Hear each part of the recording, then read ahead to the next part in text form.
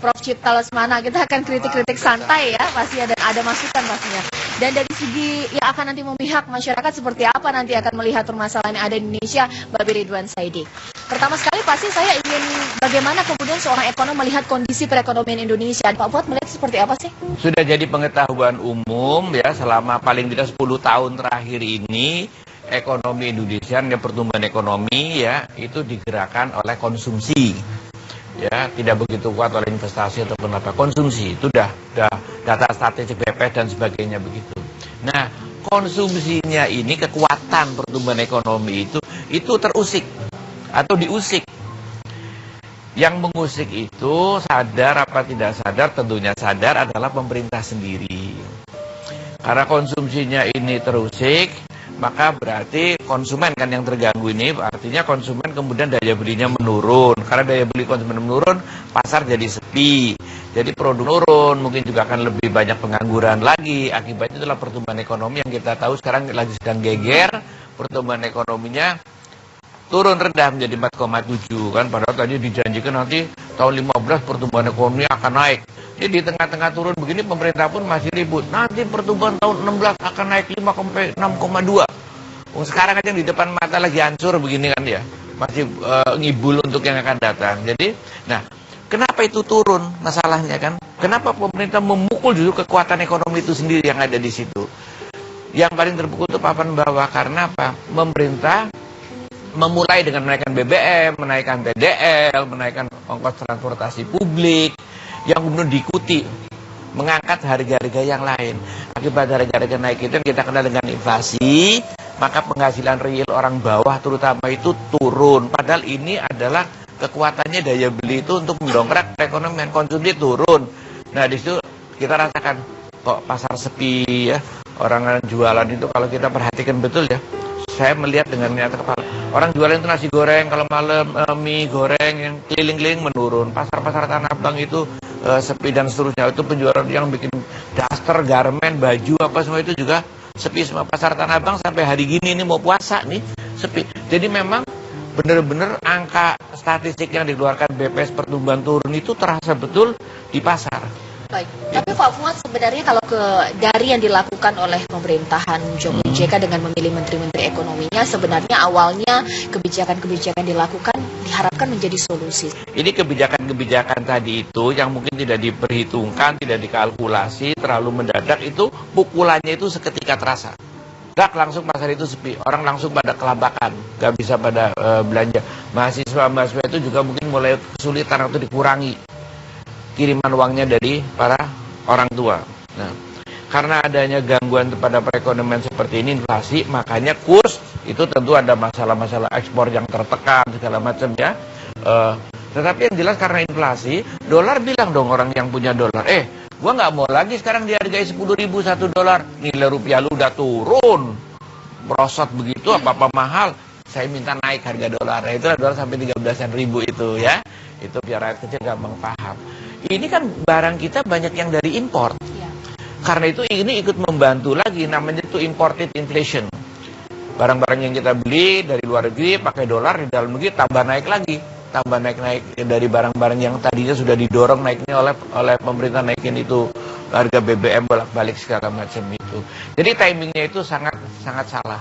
Nah, karena kekuatan atau ruh perekonomian atau pertumbuhan itu sendiri yang langsung ditampar ya oleh kebijakan-kebijakan pemerintah, maka dia langsung terseok, langsung pertumbuhan menurun.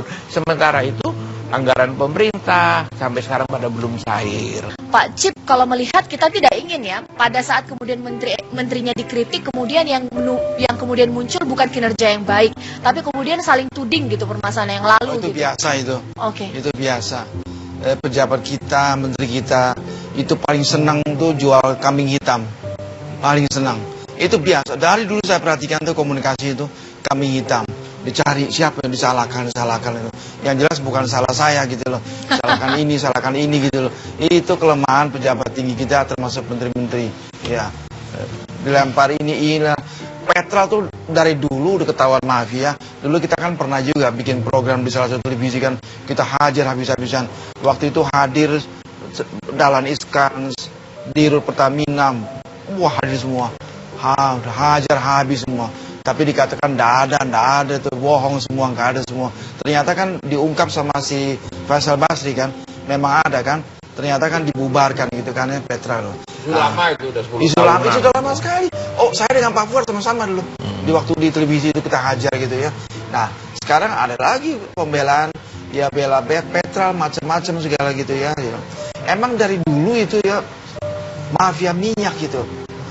Nah, rupanya Presiden Jokowi waktu kampanye sudah mengatakan saya nggak takut, saya akan bongkar tuh mafia minyak, mafia beras kalau. Tapi beras sampai sekarang belum berhasil, masih tinggi terus harga beras gitu loh. Iya. Saya kira kesalahan fatalnya itu ya, kesalahan fatal di bidang ekonomi adalah begitu dia duduk, sebelum duduk jadi presiden sudah menteriak BBM mau naikkan. Luhut Panjaitan itu jauh hari sebelum dilantik presiden sudah mengatakan kita akan naikkan harga BBM tanggal 20 November. Saya masih hafal itu, ya, naikkan langsung begitu jadi presiden, jedor naikkan gitu. Kaget publik. Waduh. Nah, fatalnya lagi harga BBM dinaikkan pas waktu itu harga BBM internasional lagi turun sampai $50 per barel gitu kan. Jadi bingung. Begitu itu aneh sekali, ya aneh sekali. Dihantam dinaikkan gitu langsung kaget, syok. Terus langsung anjlok gitu daya beli. Nah, setelah itu harga-harga barang naik, terus nggak ada gebrakan dari menteri-menteri, kita lihat nggak ada gitu loh. Nggak bisa mengendalikan. Iya. Tapi sebenarnya yang dilakukan oleh menteri-menteri ekonomi dari Jokowi JK dengan saling tuding ini sekarang di publik, sebenarnya itu memperbaiki citra mereka dan juga meningkatkan kepercayaan publik, atau memang ini menjadi salah satu membuat publik tidak percaya? Mau disalahkan dong Caca dong. Oke. Nggak mau disalahkan, bukan salah saya. Tapi akibatnya buruk terhadap pasar, tambah hancur gitu. Sofian Jalil mengatakan ini kan karena situasi internasional. Iya. Jangan disalahkan menteri-menterinya. Menteri Keuangan idem dito juga. Nah itu ya kambing hitam. Jadi saya bilang memang Pak Ridwan Saidi paling laku nih jual kambing hitam sekarang ini. Nah. Laku sekali Pak. Iya, Bapak kalau ngelihat kayak gini kan, menteri-menterinya. orang yang sudah tidak menjabat lagi sebagai presiden kemudian diungkit sesuatu kesalahan-kesalahan yang lalu, atau mungkin ini juga kita bilang belum tahu ini pasti atau benar gitu kan. Tapi permasalahan Petra melihatnya seperti apa sih, Bapak? Iya, saya mungkin beda dengan Cipta Lesmana ya. Faisal Basri yang dipersiapkan untuk melawan mafia, belakangan dia mengatakan itu Petra tidak terjangkau sama dia, ya kan?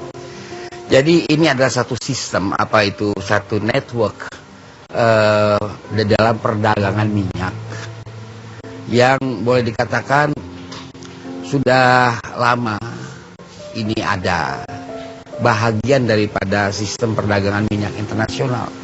Jadi nggak bisa dihindarin. Jadi bukan mafia tuh. Itu kan dia resmi ya. Kalau mafia kan Gelap, sistem behindnya kan resmi. Iya.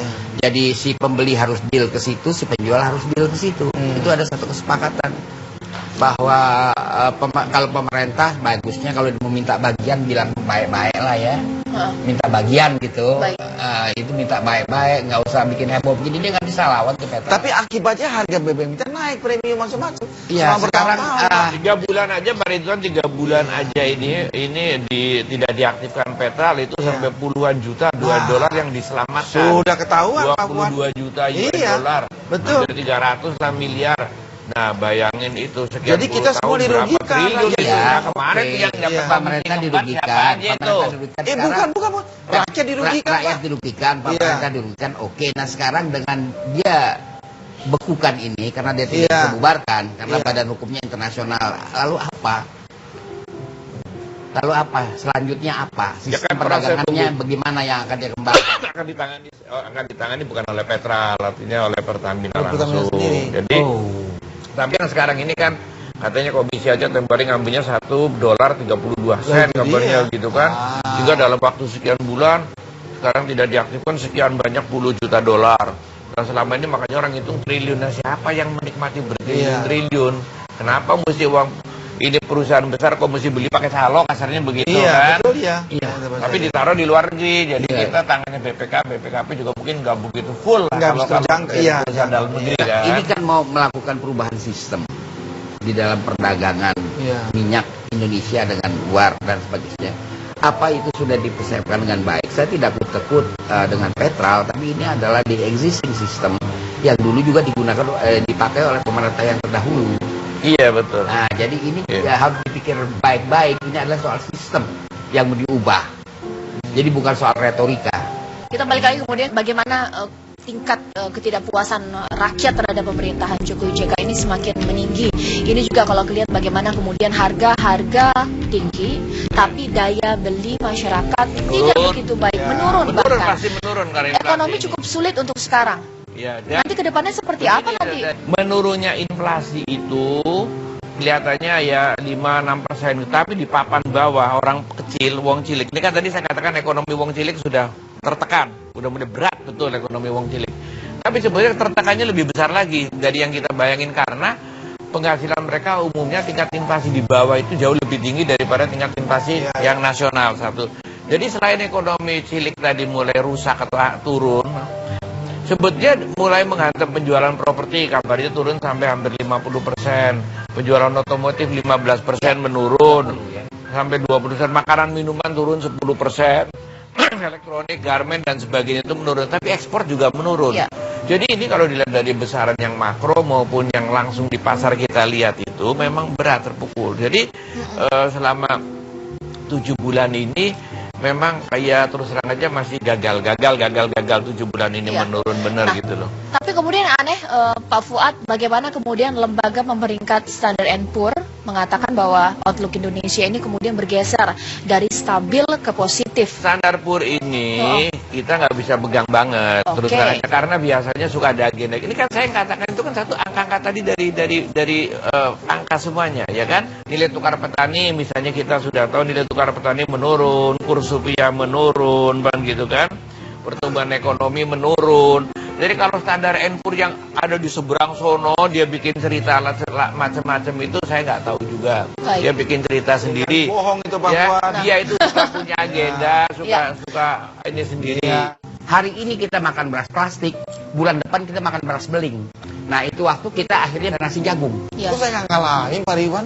Umur ente berapa? 65 masih kanak masih titik. Sekarang kan mafia barang nggak jelas. Tapi anehnya Bulog mengatakan kami nggak punya cukup anggaran Betul. untuk membeli, mesti kan dulu- dibeli semua gitu kan? Kan dikasih anggaran ketika Bulog itu dikasih penugasannya itu untuk kontrol harga dan kontrol stok. Jangan kita dong disuruh usut kan kita. Pemerintah, saya bilang pemerintah.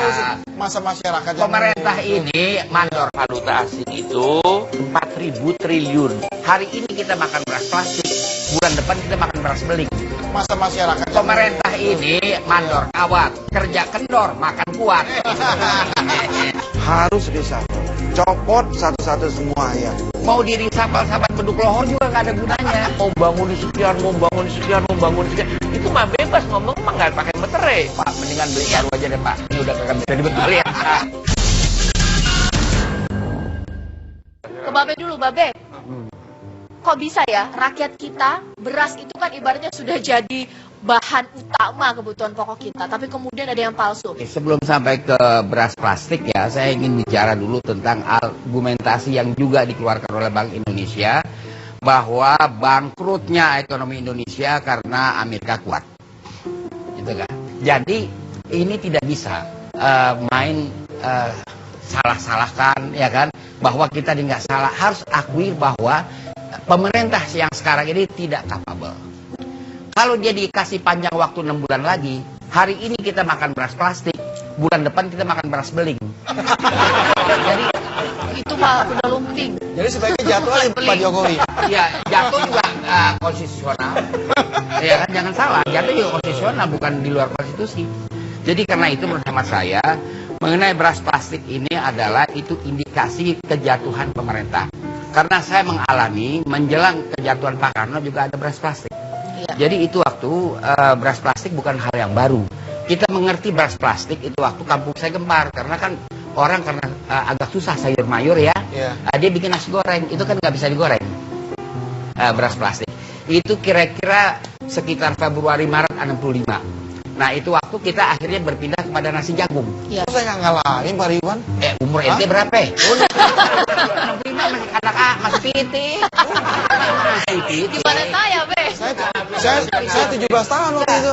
6 Februari 65 itu masuk itu beras plastik. Kita masih memilih nasi jagung. Pertama adalah ada nyanyiannya dikarang oleh Oslan Hussein mengenai nasi jagung, ya kan? Yang kedua, Oslan Hussein nyanyi lagu nasi jagung itu ada. Nasi jagung betul. Ada nyanyiannya. Ada tahu. Lalu kita akhirnya lebih suka nasi jagung daripada beras plastik yang dikirim. Jadi beras plastik ini bukan satu isu yang sembarangan. Bukan isu yang sembarangan. Ini adalah indikasi pemerintahan akan jatuh. Kita bicara empirik. Sabar dulu. Ya. Ilmu politik itu tidak ada gunanya di Indonesia diajarkan. Karena ilmu politik di Indonesia, lihat pakar-pakar politik yang tukang survei itu kan pakar politik, tukang survei ya kan. Nggak ada gunanya karena politik di Indonesia itu empirik, bukan teoritis. Jadi kalau kita tidak punya kekuatan empirik, kita tidak bisa membaca politik Indonesia ke depan. Ini pemerintah jatuh dari beras plastik. Oke, tapi bisa dijadikan masukan. Tapi sebenarnya saya sedikit kecewa ya, Bea. Kemudian bagaimana pada saat ini kemudian mencuat yang dilakukan oleh lembaga-lembaga terkait pemerintah, katanya harusnya rakyat dong yang teliti. Nah, sedih saya. Kok bisa gitu rakyat teliti untuk memilih beras? Orang pasar juga beli dari bukan impor, Tegulak lah ya. Tegulak. Dan Tegulak juga nggak tahu tuh beras dari mana datangnya. Ini kita nggak bisa, orang mengatakan itu dari Cina. Jadi oleh karena itu saya mengatakan yang paling bagus barang buatan Cina cuma korek kuping. Yang lainnya nggak bisa dipakai. Peniti juga, peniti bagus.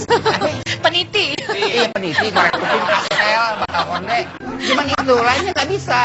Jadi karena itu menurut hemat saya, kita nggak bisa dong. Itu putihnya sama, modalnya sama. Kami di kampung saya besar, sekampung heboh. Karena nggak bisa dibikin nasi goreng, dia begini.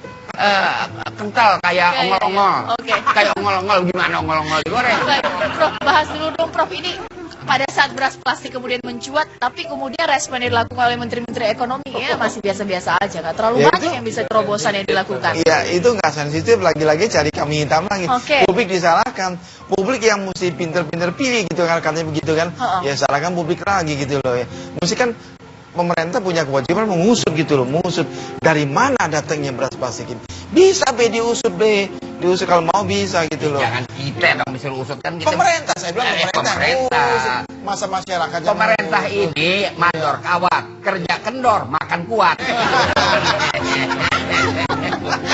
Baik, nah kalau misalnya kita melihat bagaimana kemudian, nah sebenarnya juga sempat dibahas gitu, selain juga mafia-mafia migas, ada juga mafia-mafia beras. Apakah memang kemudian mafia beras internasional juga ini juga menjadi salah satu faktor kemudian ini juga mungkin tidak juga di Indonesia? Kan beras ini karena bahan kebutuhan pokok itu dalam kendali Bulog.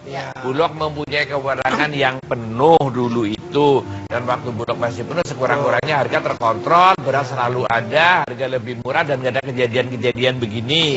Kemudian mafia-mafia itu menghancurkan Bulog.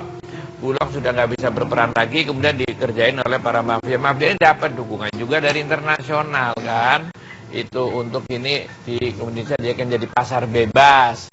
Rakyat yang jadi korban bukan hanya harga mahal, sering dipermainkan, kemudian sekarang ada beras palsu dan busuk dan sebagainya. Nah ini mestinya peran Bulog itu diberi kewenangan penuh, jangan ragu-ragu. Ini karena takut. Terus terang aja, takutlah waktu itu sama IMF dan sebagainya itu. Supaya dikasihkan aja ke pasar. Nah pasar siapa? Paling beberapa orang, 5, 6, 7 orang yang pegang itu pasar. Orang-orang kuat kapitalis semuanya yang maunya cari untung ya kan. Jadi mesti karena barang pokok kembalikan ke Bulog. Yang rakyat menginginkan itu setuju. Tinggal itu diawasi yang benar, ditempatin yang benar gitu loh Bulognya. Kalau ada apa-apa yang ditampar juga jelas. Kalau sekarang kan mafia barang nggak jelas. Tapi anehnya Bulog mengatakan kami nggak punya cukup anggaran untuk membeli. Mesti kan dibeli semua gitu kan? Dikasih anggaran. Ketika Bulog itu dikasih penugasannya itu untuk kontrol harga dan kontrol stok, pemerintah membackup. Pemerintah mesti kasih anggaran, caca berapapun Bulog butuhkan karena ini kan penting sekali beras gitu kan. Tapi karena memang ini Bulog sekarang jaga kayak perusahaan biasa saja, Perum kan. Makanya ya kalah dengan para mafia yang namanya itu sekian perusahaan besar beras ini. Itu memang sengaja Bulog itu dikerdilkan perannya, modalnya dan sebagainya. Supaya kejahatan-kejahatan ini bisa berlangsung, rakyat lagi yang jadi korban gitu. Baik, nah kalau sudah sampai kebutuhan pokok itu juga palsu, nah udah was-was tiap hari nih kita ini. Tapi kalau Mbak Fit tadi tentang beras plastik, kok saya menaruh harapan besar ini Ca. Kenapa? Akan bermunculan banyak pabrik-pabrik ember plastik. Dari limbah-limbah beras plastik. Oh gitu ya. Gimana kesulitan ya. Saya jujur sebagai mantan presiden ya. Semalam saya bermimpi Ya. Jadi intinya ketika kondisi ekonomi nggak bisa diatasi, ada 3 tokoh dari Amerika mau datang. Yang pertama adalah Batman.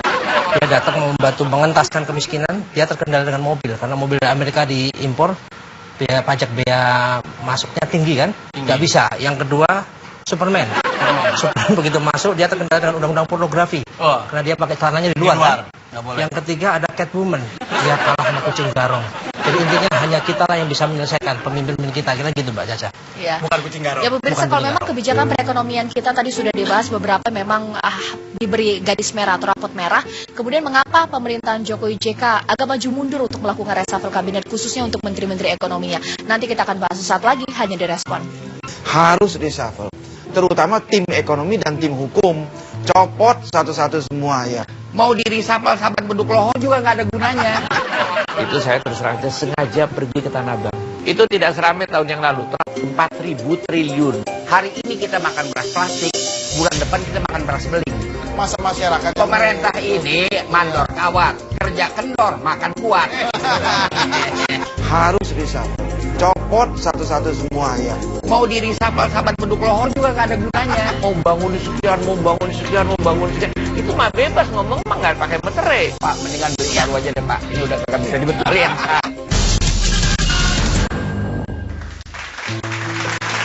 Banyak lembaga survei, khususnya untuk permasalahan ekonomi, memberikan kritisi terhadap kebijakan-kebijakan untuk khususnya perekonomian. Karena saat ini memang ekonomi kita juga tidak baik. Tapi kemudian kenapa saat ini pemerintahan Jokowi JK masih maju mundur untuk melakukan reshuffle kabinet? Iya kan, Memang nggak berani atau gimana nih Prof? di kalangan pemerintah sendiri pendapatnya tidak sama, berbeda gitu loh. Ada yang mengatakan lebih cepat lebih baik itu Pak JK gitu ya. Tapi terakhir Pak Jokowi mengatakan iya, nanti kita lihat dulu gitu loh. Jadi saya kan Pak Jokowi juga kan dapat masukan dari pimpinan ketum-ketum itu kan, partai-partai politik kan. Ada yang mengatakan reshuffle tidak menjamin gitu loh. Jadi ya simpang siur. Kalau orang tanya saya mengatakan dengan tegas harus reshuffle. Jokowi harus reshuffle kabinetnya, lebih cepat lebih baik. Makin lama makin babak belur ekonomi ini, ya, makin hancur dan makin goyang posisi Presiden Jokowi. Harus yang di reshuffle semua orang sudah tahu, terutama tim ekonomi dan tim hukum. Copot satu-satu semua ya. Nah, kalau begini makin jelek. Mau ngarepin apa lagi? Ya. Jadi lewat forum ini kita mendesak Presiden Jokowi. Cepatlah. Oke lah, abis ini puasa setelah lebaran nggak ada maaf lagi. Walaupun teman saya, Mbak Beri Ridwan mengatakan, udah terlambat Pak Cipta, ini udah terlambat ya, udah nggak keburu lagi katanya. Udah lah, reshuffle, masih ada harapan Mbak Ridwan gitu. Kalau nggak, makin ambruk pemerintahan Jokowi. Percaya sama Cipta Lesmana. Percaya. Oke. Nah, kemudian yang menarik juga kita ini menjelang bulan puasa, tapi publik agak sedikit lebih enak gitu hatinya karena kemudian Pertamina mengatakan nantilah kita Pertamax naikkan setelah Lebaran katanya gitu. Iya, ada mereka mengendalikan harga yang dia kuasai sendiri aja nggak bisa. Iya. Apalagi nanti kemudian Iya, sistemnya akan lewat Pertamina saja. Harga, ya kan mau oktan 88, oktan 92 kan dia nggak ada pesaing. Mengendalikan itu aja dia nggak bisa. Jadi kuda yang dia tunggangin sendiri, milik dia sendiri, dia nggak bisa kendalikan aja, apalagi dia mengendalikan yang lain. Jadi ini persoalannya tidak capable. Mau diri sahabat beduk lohor juga nggak ada gunanya. Ini adalah the whole system, the whole entitas dari pemerintah udah hancur. Baik, ya nggak bisa. Kita lihat ya, jangan kok 6 bulan udah diri sahabat. Yingluck tuh nggak sempat berkantor. Mursi berapa bulan? Jadi nggak ada soal skala perubahan di dunia begitu cepat. Jangan kita kira perubahan politik di Indonesia faktor-faktor yang bermain cuma Indonesia kita sendiri. Partai politik yang udah ngebat, ya kan, kepengen gantian jadi menteri. Bukan itu. Itu salah melihat Indonesia hanya dari kacamata Indonesia. Jadi menurut hemat saya ini nggak bakal lama ini barang. Jadi nggak ada gunanya di reshuffle. Oke, tapi kira-kira ini akan dilakukan nggak sih untuk pemerintahan Jokowi JK sendiri? Saya pikir kalau dari sudut yang tadi sudah saya katakan beberapa item ya, misalnya kredit perbankan juga ada cenderungan menurun, APBN juga kelihatannya semakin berat ya, laba-laba perusahaan, keuntungan perusahaan itu juga terutama di Go-Public itu juga kemarin sudah diumumin menurun, kredit macet juga mempunyai kecenderungan menurun, cadangan devisa juga kecenderungannya akan menurun, paling tidak bisa tidak bisa dinaikkan, tadi petani makin miskin dan sebagainya kan. Nah, kemudian menghadapi bulan puasa, itu saya terus terang aja sengaja pergi ke Tanah Abang. Kalau satu indikasi pasar besar gitu ya di Tanah Abang, itu tidak seramai tahun yang lalu, terasa betul sepi pada sedih gitu loh. Ya keadaannya buruk. Jadi feeling saya puasa tadinya diharapkan betul mungkin bisa sedikit mendongkrak. Namanya konsumsi kalau puasa itu kan naik menghadapi lebaran. Tapi daya dongkraknya puasa dan lebaran tahun ini mungkin juga ya hanya segitu-segitu aja. Habis itu akan balik terpuruk lagi.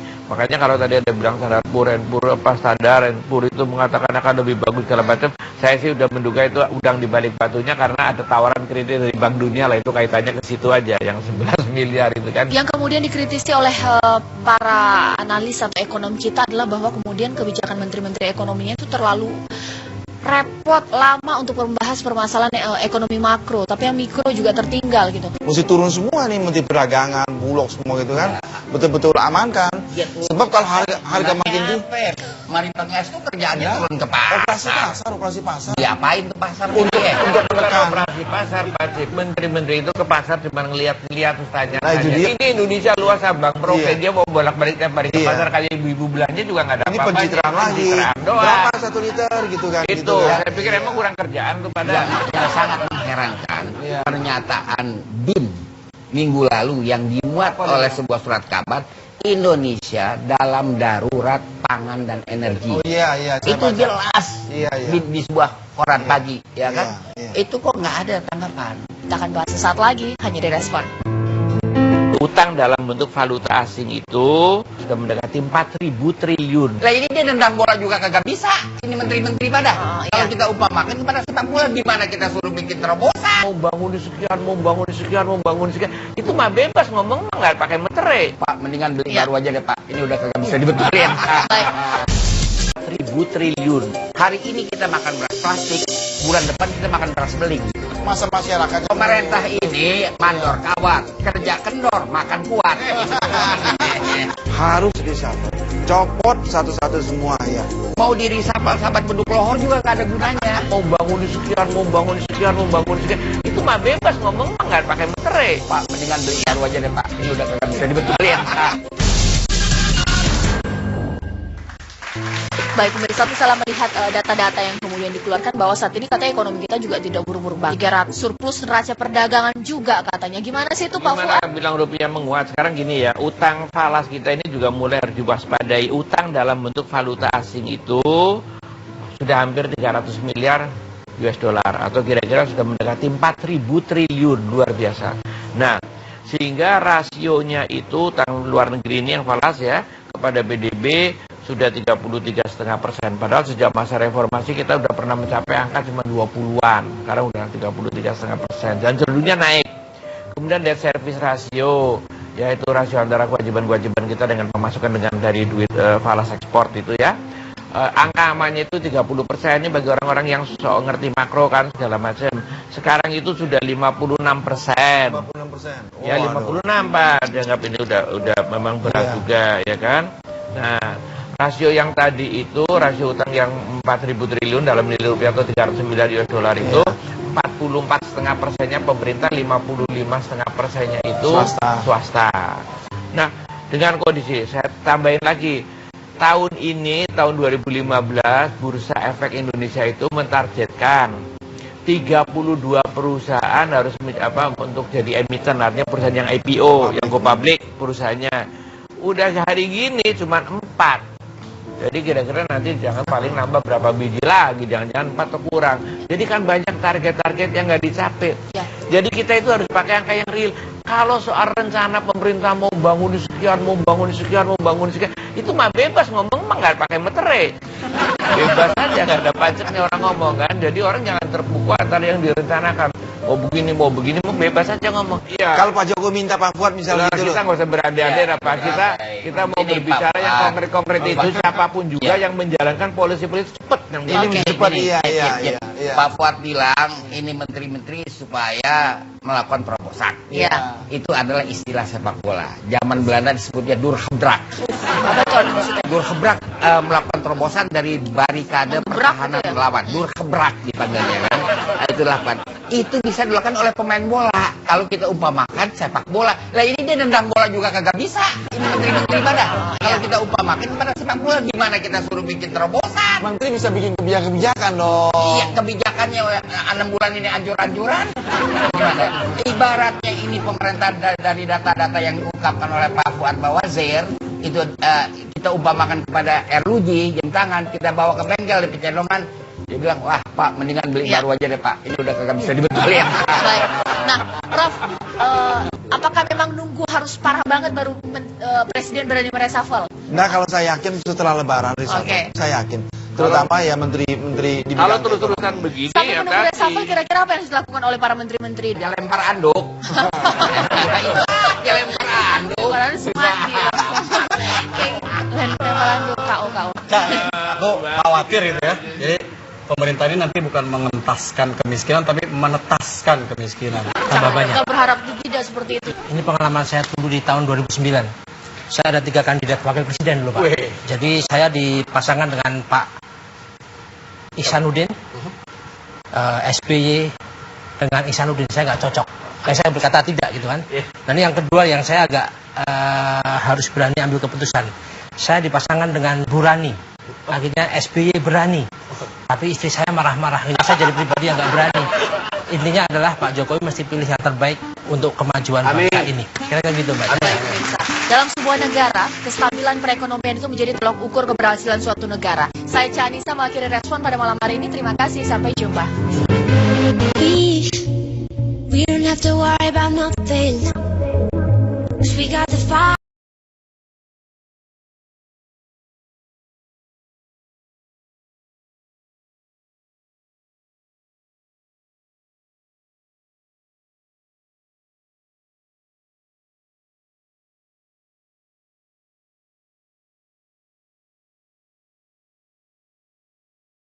Prof Cipta Lesmana, kita akan kritik-kritik santai ya, pasti ada masukan pastinya.